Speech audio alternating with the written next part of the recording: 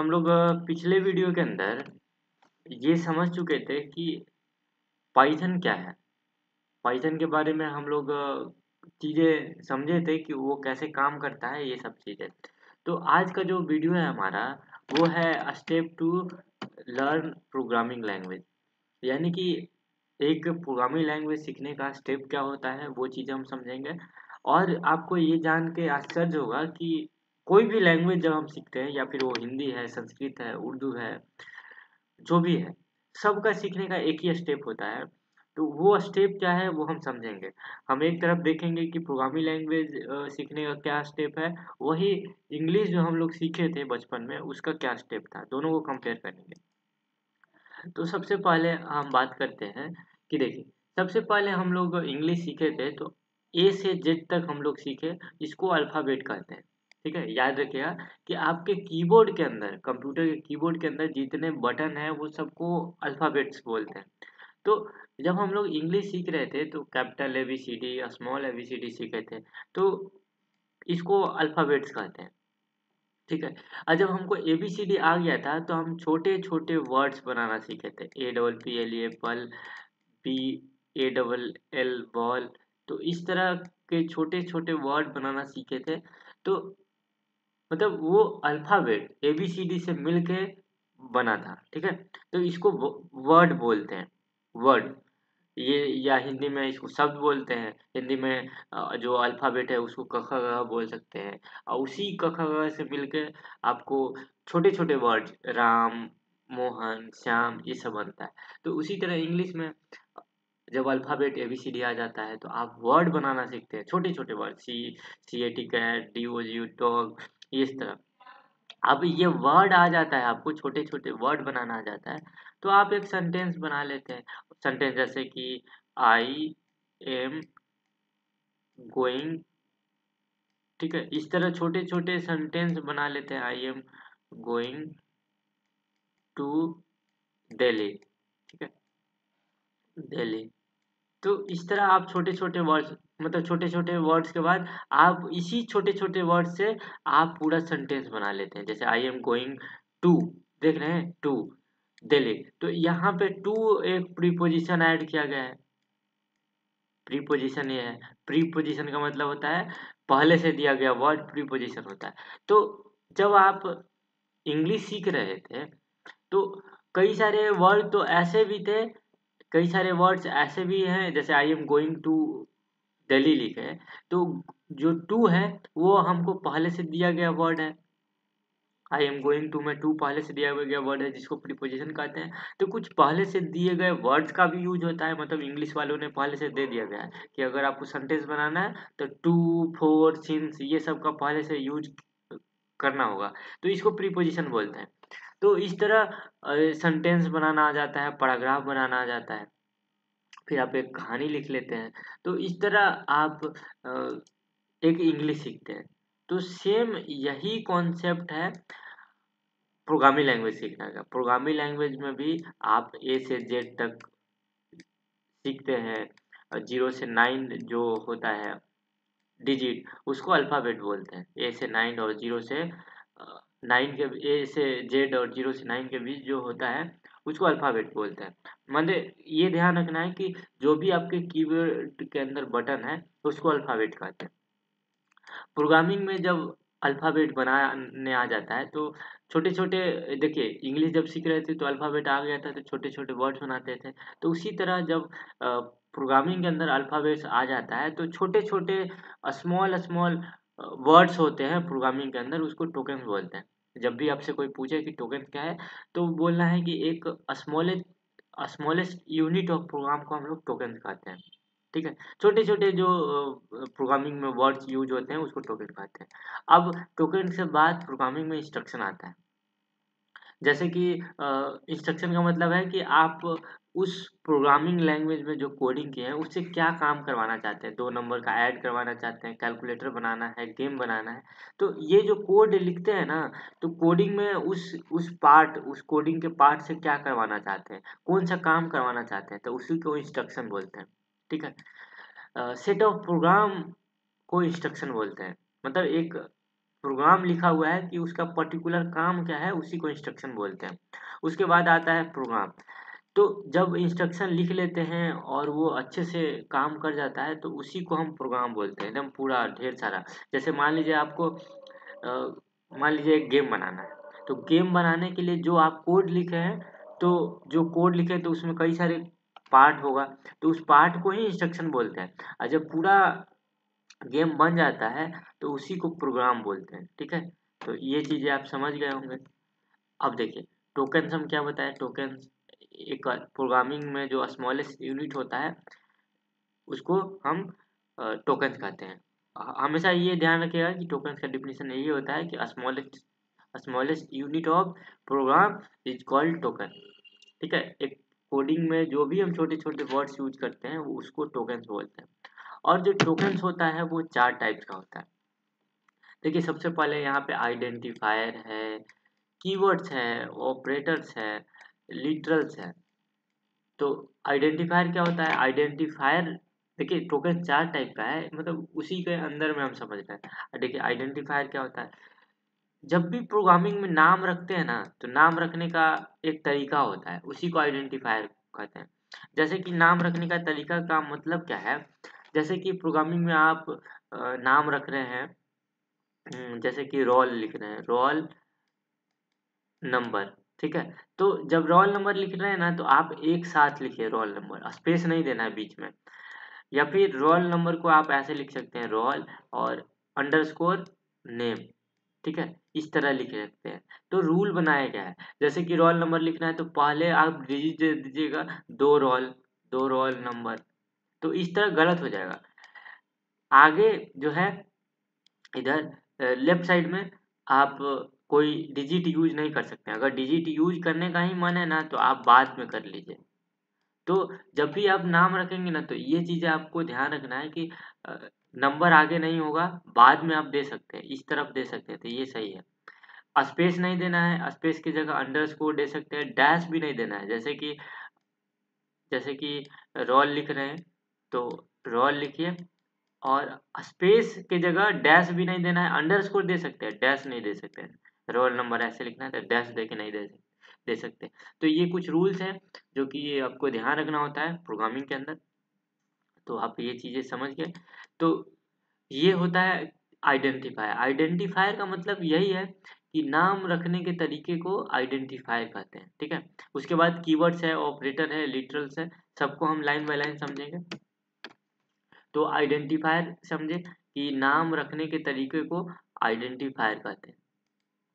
ठीक है, यहाँ पे identifier is a Python are nothing but user defined name. मतलब नेम जब भी प्रोग्रामिंग में यूज करेंगे तो उसका एक रूल्स है, वो हम बता दिए क्या रूल्स है।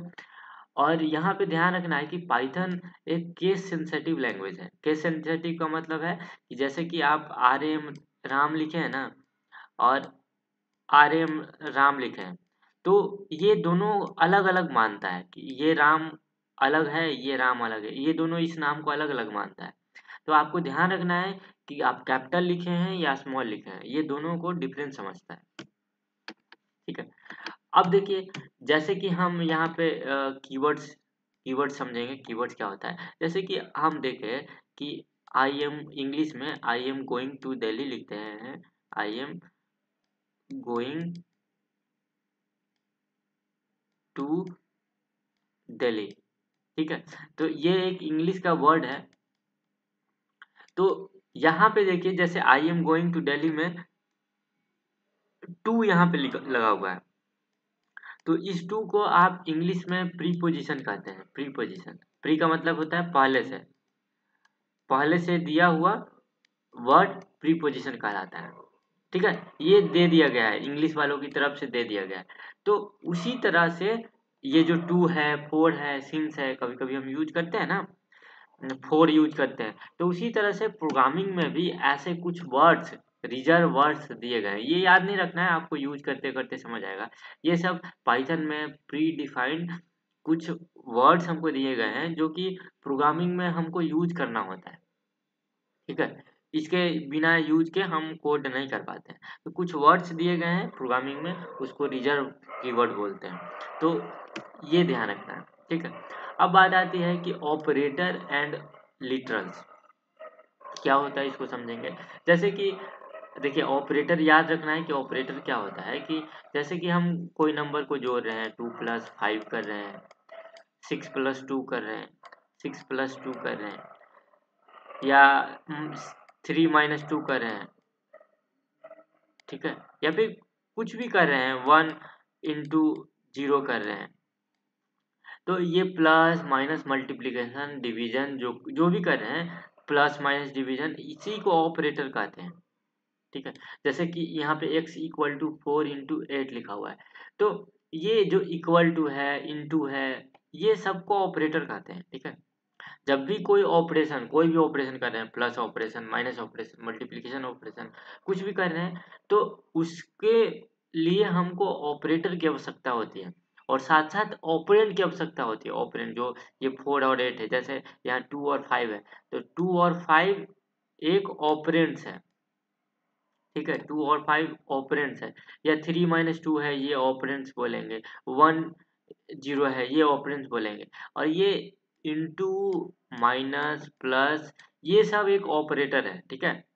और जैसे यहाँ पे x = 4 × 8 रखा गया है, यानी कि तो ये इसका आउटपुट हमको 32 मिलेगा, तो ये 32 x के अंदर गया है, तो इसी x को आइडेंटिफायर बोलते हैं, ठीक है, इसी x को आइडेंटिफायर कहते हैं। तो इसको आप ऐसे लिख सकते थे, सम इक्वल टू, तो सम, या फिर सम लिख सकते थे, इसको x की जगह सम लिख सकते थे, या फिर ऐड इक्वल टू लिख सकते थे। तो ये जो नाम रखने के तरीके को आइडेंटिफायर कहते हैं, याद रखें। तो वही यहाँ पे नाम रखे हैं, एक से एक नाम है, तो यही आइडेंटिफायर है, समझे।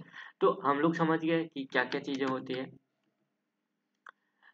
तो ये चीज समझ गए कि ऑपरेटर क्या होता है। अब आगे चलते हैं। अब आगे हमारे पास है लिटरल्स।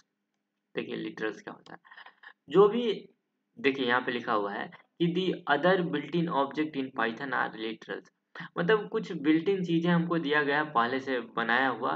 देखिए लिटरल्स को इस वहाँ हम समझते हैं, कैसे समझे। देखिए लिटरल्स वो होता है, जैसे कि आप प्रोग्रामिंग में नंबर को यूज करेंगे, जैसे कि 3 यूज किए, या फिर 5 यूज किए, तो ये एक नंबर है। उसी तरह हो सकता है आप ABCD यूज करें, ए बी, जैसे ब्लड ग्रुप के लिए ABCD वो होता है ना, तो ये सब अलग है। जैसे ये नंबर है, ये देख रहे हैं, ये एक अल्फाबेट है। उसी तरह से कोई नाम, जैसे ये रोल है, ठीक है, ये रोल है, तो ये पूरा एक वर्ड है। उसी तरह से 0-1 होता है, जिसको बूलियन कहते हैं, ट्रू या फॉल्स होता है।